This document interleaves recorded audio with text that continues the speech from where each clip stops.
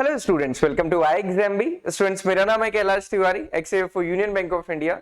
दोस्तों, आज हम डिस्कस करेंगे नाबार्ड में जो लेटेस्ट सैलरी रिवीजन हुआ है उसके बारे में। और ये जो डिस्कशन होगा, हम ये डिस्कस करेंगे कि क्या नई सैलरी हो सकती है, क्या अलाउंसेस वगैरह रहेंगे, साथ ही साथ हम इसको कैसे एक्सपेक्ट कर सकते हैं, क्योंकि जो हमने बैंक में 11th बाइपर्टाइट सेटलमेंट देखा था उसमें क्या डिफरेंसेस थे या फिर क्या सिमिलैरिटीज थी, कैसे क्या कैलकुलेशंस होती हैं, ये डिस्कस करेंगे।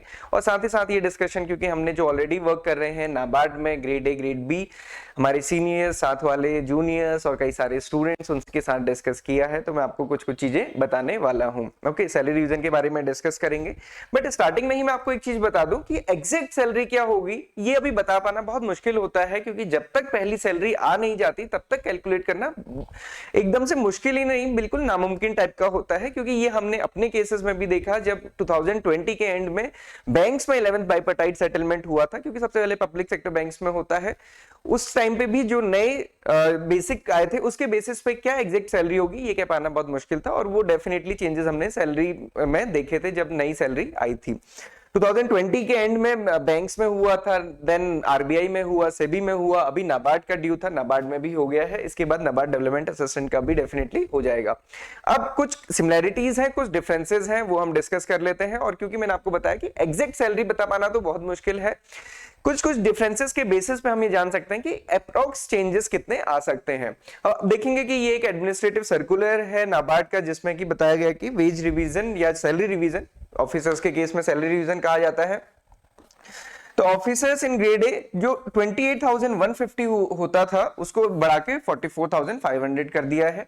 अब आप ये देखेंगे यही जो रिवाइज्ड बेसिक पे है, यही सेबी ग्रेड ए का भी है, जिसमें सैलरी आ चुकी है जिस न्यू ग्रेड पे के अकॉर्डिंग। बट अगेन वहां पे भी कुछ डिफरेंसेस हैं, वो मैं भी आपको थोड़ा सा आगे बताऊंगा। देन ऑफिसर्स इन ग्रेड भी देखेंगे तो आप 35,150 टू 55,200 हो गया है। अब ये सभी में भी यही है, इस ग्रेड बी के लिए या फिर मैनेजर के लिए, और आरबीआई में भी यही है सेम। बट अब सेम है तो सेम सैलरी होगी कि नहीं होगी ये कह पाना मुश्किल होता है, क्योंकि अलाउंसेस में वेरिएशंस है।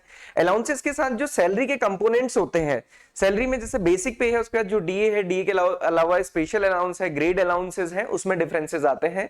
तो वो डिफरेंसेस थोड़े हमें यहाँ पे देखने को मिले, आपके साथ भी शेयर करेंगे। और होता क्या है, जब भी कभी भी सैलरी रिवीजन होता है तो उसमें लगभग 2 फेज होते हैं। पहले फेज में तो ये ग्रेड पे रिवाइज होता है। अब ये ग्रेड पे यहाँ पे रिवाइज हो चुका है, ग्रेड पे 28,150 से 44,100 हो गया। अब अगर आप इसमें देखेंगे तो नियर अबाउट डिफरेंस 16,000 का यहीं पे आपको देखने को मिलेगा। तो इतना तो आप मान के चल सकते हैं कि ये तो बेसिक डिफरेंस है ही, जो बेसिक से हमें देखने को मिल रहा है। अब डीए के बेसिस पे, क्योंकि डीए फिर से स्टार्ट होता है, डीए के बाद स्पेशल अलाउंसेस है और ग्रेड अलाउंस होता है एक स्पेसिफिकली, वो यहाँ पे हमें डिफरेंस देखने को बहुत ज्यादा नहीं मिला है। मैं भी आपको आगे शो करूंगा। 250 का देखने को मिला है, जबकि वही सेबी में ज्यादा होता है। ओके, तो अभी हम ये भी बिल्कुल नहीं कह सकते कि जितनी सेबी की सैलरी आ रही है उतनी ही आएगी कि नहीं आएगी। तो ये जो ग्रेड है उसके अकॉर्डिंग था।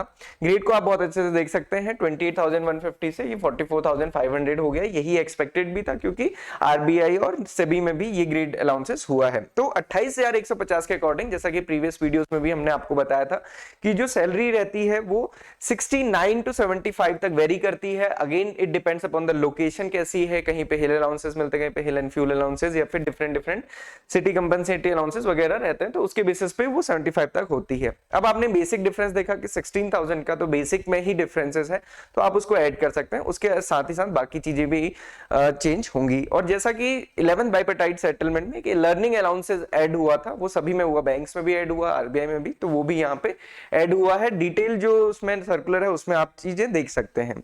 अब जो एक डिफरेंस था मैं आपको बता दूं कि जैसे ये ग्रेड अलाउंस होता है, ये कंपोनेंट है सैलरी स्लिप का। सारे कंपोनेंट्स को डिस्कस नहीं करेंगे, अगेन उतनी डिटेलिंग की हमें जरूरत नहीं है, हमें बेसिक समझना है कि सैलरी कितनी इंक्रीज होगी। तो आप यहाँ पे देख सकते हैं कि जैसे सेबी की होती है, सेबी की अगर आप सैलरी देखेंगे 44,200 में, सो उसमें 14% रहता है बेसिक पे का, तो 10,400 से सब्जेक्ट टू मिनिमम ये रहती है, तो इसके ऊपर वो 11,000 के अप्रॉक्स आता है। बट यहाँ पे इन्होंने ये सिर्फ रखा है applicable to all those officers of NABARD who had joined NABARD from RBI at the time of NABARD Inception.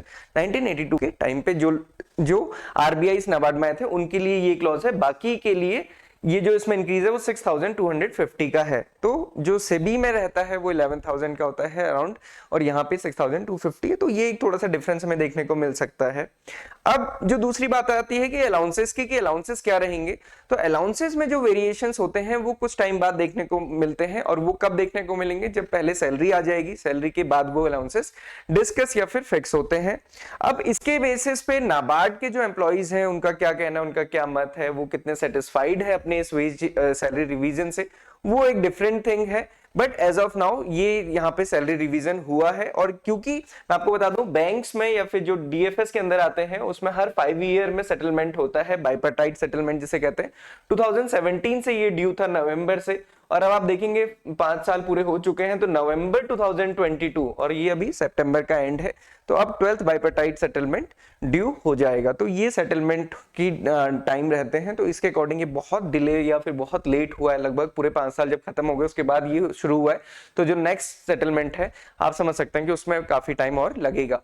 तो कहने की बात है, मैंने पहले भी बताया था कि नाबार्ड की जो जॉब है उसमें जो हम इस पे डिस्कशन करते थे 28,150 वाली सैलरी पे, मैंने आपसे तब भी कहा था कि ये सैलरी इंक्रीज हो जाएगी, क्योंकि पहले तो जो 11th बाइपार्टाइट सेटलमेंट है वही लगेगा, और नवंबर 2022 में नेक्स्ट बाइपार्टाइट सेटलमेंट भी हो जाएगा। तो अगर अब हम मोर और लेस देखें तो 20 to 25,000 का इसमें इंक्रीज हमें देखने को मिल सकता है। बट एग्जैक्ट कितना होगा ये जब सैलरी स्लिप आएगी तभी पता चलेगा, उसके बाद ही हम ये कह पाएंगे। क्योंकि जैसा मैंने आपको बताया कि जब हमने बैंकिंग में देखा था 2020 के एंड में वो सेटलमेंट हुआ था 11th बाइपार्टाइट सेटलमेंट, और उसका जो फाइनली जो सैलरी मिलना शुरू हुआ था 20 के एंड में या 21 की स्टार्टिंग में, तो उसी में देखने को मिला था। एंड वो बहुत डिफिकल्ट सा एक स्ट्रक्चर होता है, पे मैट्रिक्स जो रहता है, और उसको समझ पाना काफी इनिशियली बहुत मुश्किल होता है। बट आपको ये समझना है as an aspirant to the banking examination या फिर रेगुलेटरी बॉडी एग्जामिनेशन, तो आपको ये समझना है कि इसमें जो सैलरी का इंक्रीज था वो हो चुका है, और जो सैलरी है अभी क्योंकि 69 to 75 ऑलरेडी थी, तो उसमें इतना इंक्रीज और रहेगा,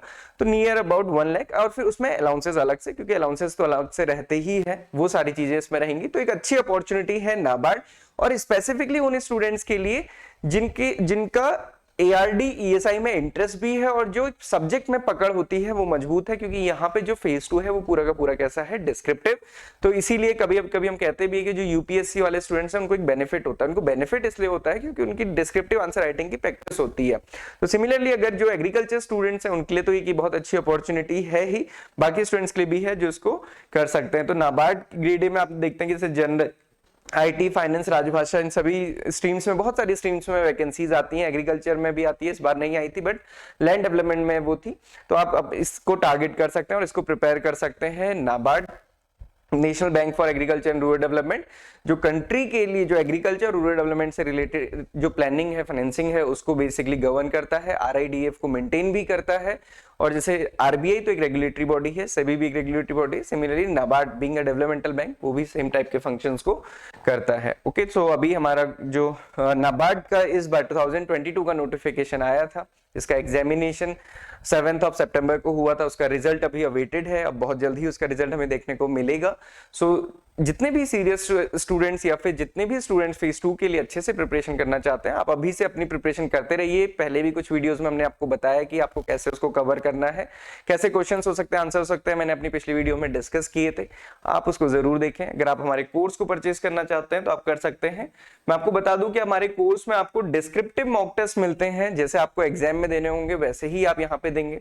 जैसे ही आप पेपर को सबमिट करते हैं तो उसके बाद एक तो आपको उसमें उस पेपर को फैकल्टी चेक करती है और आपको उसमें फीडबैक मिलता है, और उसके साथ ही साथ उसके मॉडल आंसर आपको उसी टाइम देखने को मिल जाते हैं, तो आप उससे भी देख सकते हैं। तो ARD ESI इंग्लिश के लिए डिस्क्रिप्टिव मॉक टेस्ट हमारे पास अवेलेबल है, और जिसको हम चेक करके भी आपको देते हैं, तो आप ये देख सकते हैं। और जो सिलेबस की कवरेज है वो अकॉर्डिंग टू द सिलेबस होती है, सिलेबस पूरा का पूरा दिया हुआ है। Okay, so this is about NABARD preparation. आप प्रीवियस ईयर पेपर देख सकते हैं, पेपर को एनालाइज भी कर सकते हैं, और ये भी डिसाइड कर सकते हैं कि क्या आपको प्रिपरेशन करनी चाहिए या नहीं करनी चाहिए। Okay, so this is all for today. Thank you everyone for watching this video and have a good day ahead.